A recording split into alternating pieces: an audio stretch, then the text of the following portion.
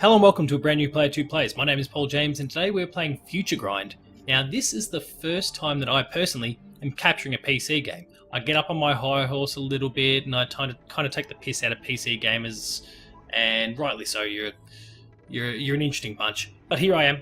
I'm one of you for today. I'm playing FutureGrind. Now this game got sent to me today by Matt for review, and you will see the review of the game go up at the same time as you see this video. Both the embargo has simultaneously lifts both video and written pieces, so you can go check out player2.net.au and find my review. I've been spending about the last, I'd say, 15-20 minutes with the game. I am playing with a controller. I have the Steam controller here. I did start initially playing on with the keyboard and mouse. Specifically, the keyboard is necessity when it comes to this game, and well, it's a keyboard and mouse. Like, you play with a controller, guys. Go do your Excel spreadsheets with that other keyboard and mouse bullshit. Anyway, so we're playing FutureGrind today, and when Matt sent it to me, I knew absolutely nothing about it. And what I've come to realise is this is a pretty cool sort of experience. One that I struggled to get a hold of when I was using the keyboard and mouse, but something that I've gotten drastically better at and more comfortable with as I've spent some time with the controller. Now I'm still learning the ropes a little bit, as you can see. I'm very early stages. I'm only 11% of the way through the game. And I'm going to rewind back to the beginning and show you some of the tutorials there and just get you a little bit of a feel for how this game actually works. So we'll jump into the basics here, and it just kind of runs you through how everything works. You can see my score attack, 386. We'll go with that, whatever. This is the intro level, and it just kind of explains to you how it works. Now, you're on this interesting vehicle, and the controls are very simple. So you can see that, and I'm going to kill myself at some point here. Here we go. You can press the A button in this particular case, or if it's the keyboard, the space bar, to jump and then double jump. And the rest is directed to by your A and D on the keyboard, or the left stick if you're using controller. So now that I've kind of run you through that, so I can see I'm steering myself there. I can kind of perform little flips and turns. Now I need to avoid the yellow. That's essentially death. And I guess, you know, there's similarities here between this and Trials and a lot of those other sort of stunt-based games. Now, ordinarily you would just continue on to the next one, but obviously I've done it already. We'll kind of progress through these. It's essentially the same way that I did myself. So you can see there's conditions at the top there. Don't touch any yellow rails, survive the track. Let's go for it. So again, you can kind of, you know, oh, there we go. So you can hold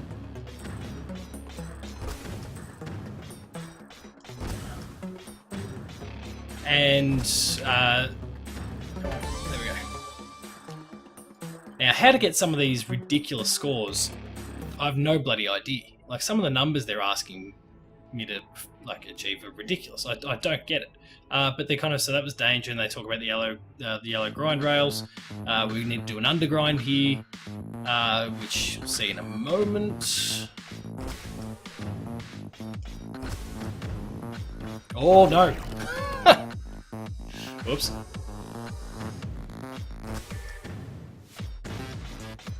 Oh, I've done it again.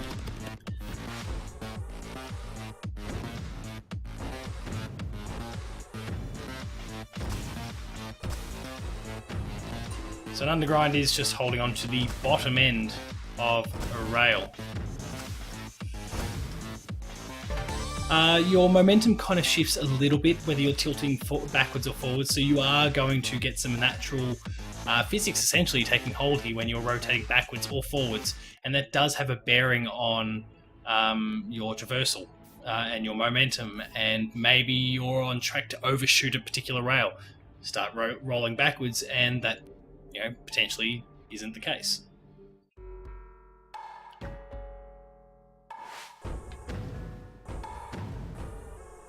I think most of these are early days ones, so it's just survive.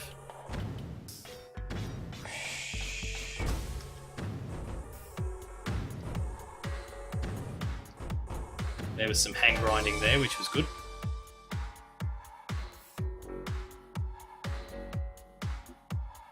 I got a 1260 backflip. Great. That was my new best score for that, silver trophy.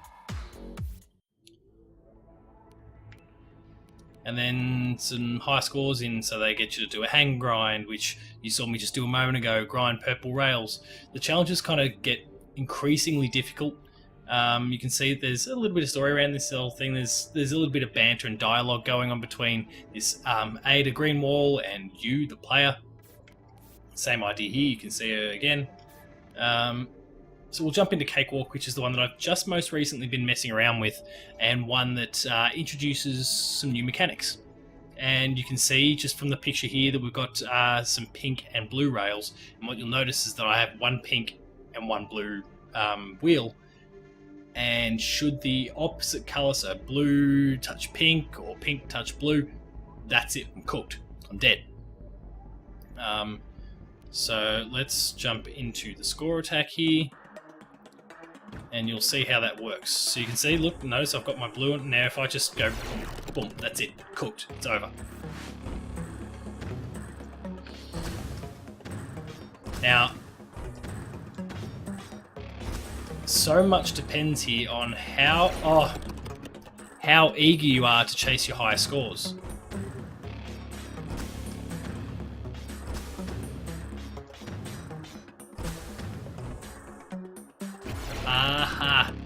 And you'll find, a bit like what I was doing there, and I think I had a pretty good score going for a bit there, that you might bite off a little more than you can chew. And it's a proficiency thing. It's something that the longer you spend with the game, the more comfortable you're going to get with it. And I obviously, as I kind of shit-stirred people about before, I obviously feel far more comfortable with a controller in my hands than a mouse and keyboard. But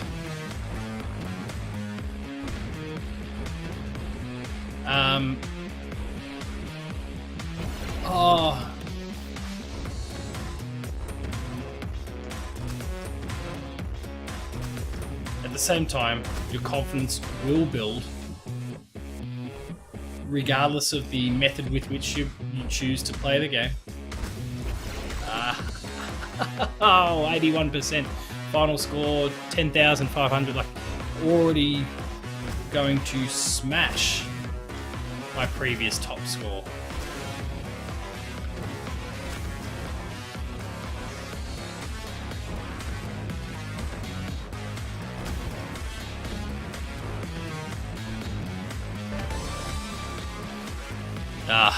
One of my poorest scores, but at least I completed it.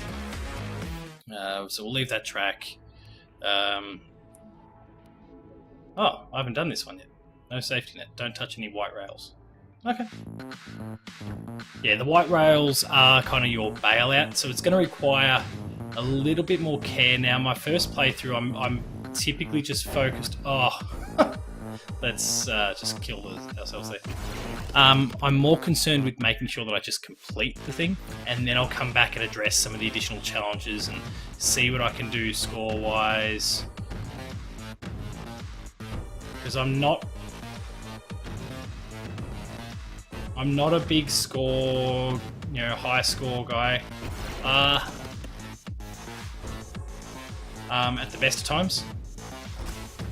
And so I'm just going to work to my strengths and my level of confidence.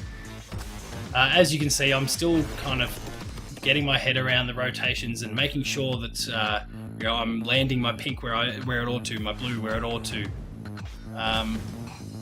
Getting myself... It's... In some ways, I'm looking at this kind of a puzzle game. One where you need to also be careful. Like, you can bite off more than you can chew. Like, you, in many ways, are creating Ah, I panicked when I realised that I couldn't touch the white.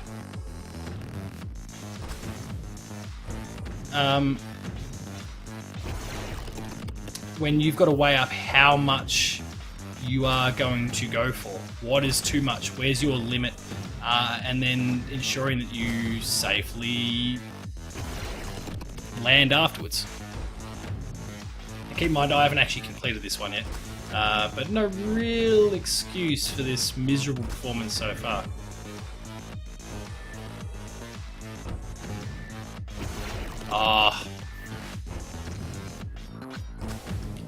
What I will say is I am thoroughly enjoying my time with this game so far, though based on my performance you wouldn't necessarily know it.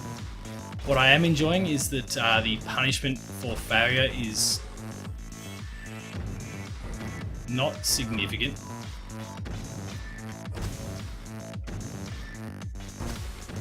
There we go. I don't think I even deserved a bronze for that. Yeah, no reward. But anyway, the penalty is not great for failure. You know, you reload and you're back into it super quick, and that's something that I really do appreciate. Because a game like this, if you have to spend even 5 seconds waiting for the world, the map, the level to reload each time you die, well, given how given how often you've seen me do that, and that, you know, case in point a moment ago, I've just got to survive the track. Oh, yeah, all right. You know, given how I'm so close to a silver too. Given how quickly death can come and how easy it can happen, and there's so much trial and error and rinse and repeat and develop your skills and just keep working and improving and striving, it would get very frustrating to have to spend even a few seconds waiting for the game to reload if you die. The fact that I press a button and I'm boom, straight back into it, that's awesome.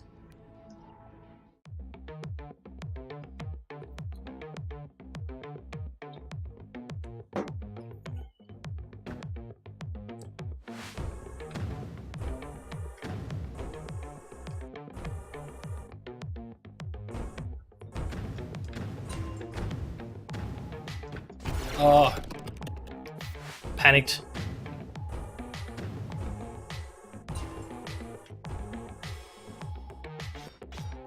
Oh, that would have been cool.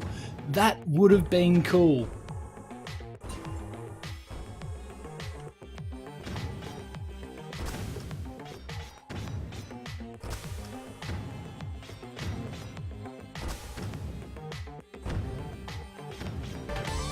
Yeah, come on.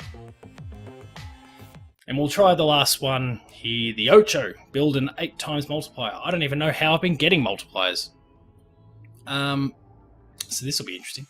And then we might wrap things up.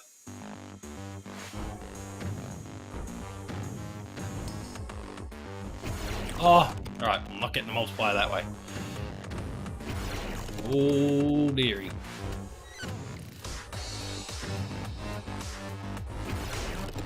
Now, I've got to... Come on, this is the same track. I've done this plenty of times already.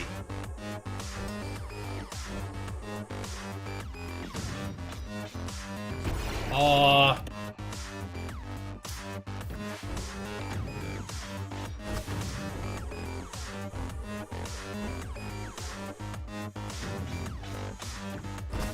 Oh, no!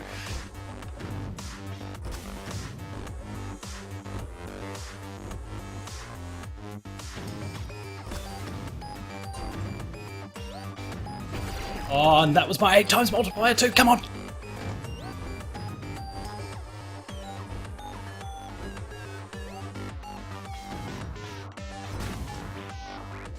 Oh, I wasn't expecting it to be pink on the other side, damn it. Oh, too much. Oh!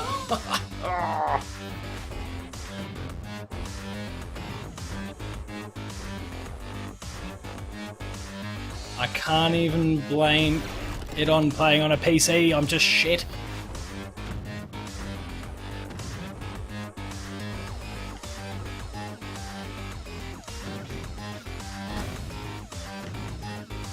Oh dear. Ah.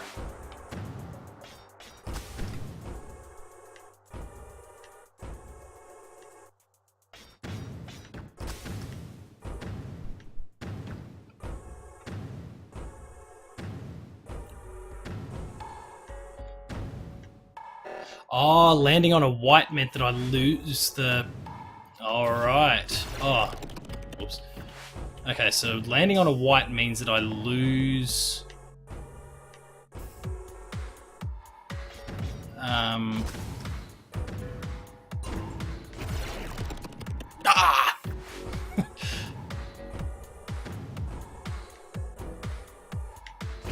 Ah! I was too slow to...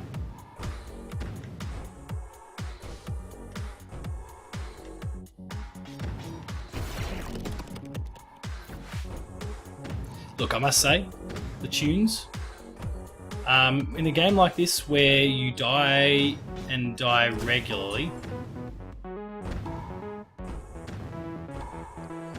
not having a soundtrack that makes me want to stab myself in the eye is much appreciated.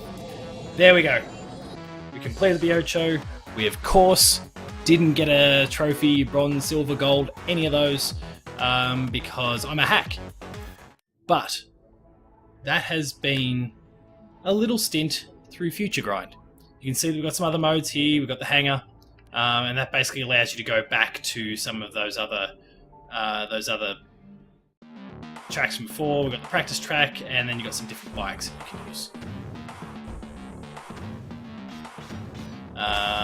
Nothing really to this one because this is the original one where both wheels are exactly the same, and all I need to do is make sure I don't touch the yellow. But I'm racking up a combo here, which, I mean, let's be real, should be easy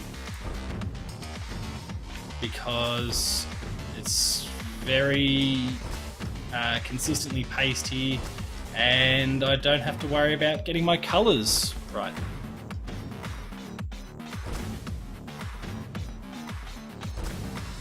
Oh, look at that, 280, 316,000 score, like, things are going great.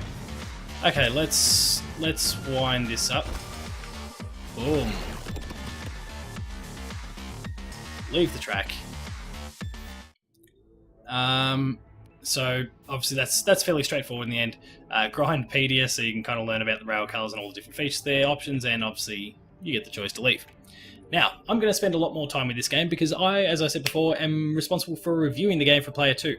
The game is coming to PC, it's coming to PS4, it's coming to Switch, and I believe, sorry, don't hold me to it, but the Xbox One as well.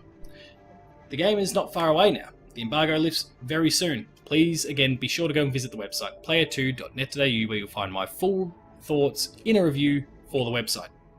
In the meantime, if you've enjoyed this Player2 Plays, be sure to like, share and subscribe. All those buttons are down below here, and hit that notification bell, that way you're alerted to every video the moment it goes live on the channel. That includes Patch, The Insider, Player2 Plays, Late Game Review, Gamer School, and a whole bunch more. There's some awesome stuff that can only be found at our channel, so please be sure to go and check it out. Please visit the website, player2.net.au, where you'll find reviews, previews, opinion pieces, news, features, the Player2 Writers Draft, and heaps more, including links to our podcast series Dev Diary and the Player2 podcast. There's some awesome content there, so please be sure to go and check it out. Visit us on Twitch, twitch.tv/player2au. We've got Twitch streams going up fairly regularly now. We've been affiliated, that's great. Go and check out some of the stuff that's there, and you'll have a great time.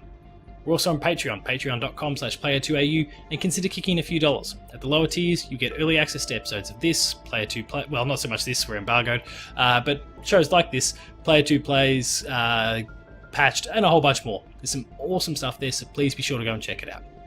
At the higher tiers, you get monthly episode exclusives and the ability to join us in the Player2 podcast.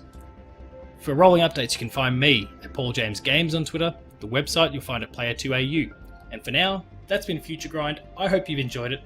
I've thoroughly enjoyed the time I've spent so far, and I'm only 16% of the way through it, so I get to keep going and I get to sink my teeth further into this game. I'm probably going to tear my hair out at some point. If you see some tufts missing, you know it was this game responsible, but I'm really enjoying my time. Thank you very much for watching. Consider picking it up. Cheers.